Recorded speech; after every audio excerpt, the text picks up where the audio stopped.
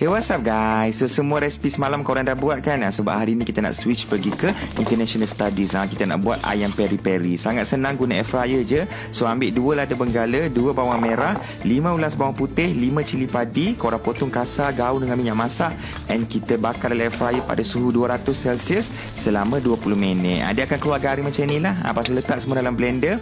Peras paruh biji lemon. Masukkan 1 sudu makan oregano. Yang ni boleh cari dekat bahagian spices lah. And then masukkan 1 sudu kecil garam, setengah cawan minyak masak, segenggam kecil daun ketumbar, and then tambahkan 1 sudu kecil gula. Lepas tu kita blend. Simple saja, dapatlah kita punya peri-peri sauce. Okey, untuk ayam pula, kejap mana ayam ni? Cepat. Okey, ayam ni korang letakkan garam sikit. Lepas tu korang masukkan sikit sos yang kita dah buat tadi tu. Make sure dia rata rapi semua. Perap 20 minit baru kita bakar. Sama macam suhu tadi 200 Celsius juga selama 20 minit. So daripada buat sos, perap dan bakar total lebih kurang sejam lah. Senang saja.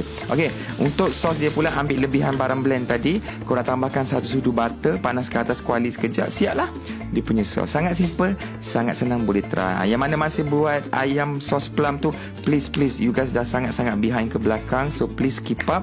Try buat ayam ni pula hari ni. Okay, so boleh try makan dengan family. Sangatlah sedap rasa dia. Selamat mencuba.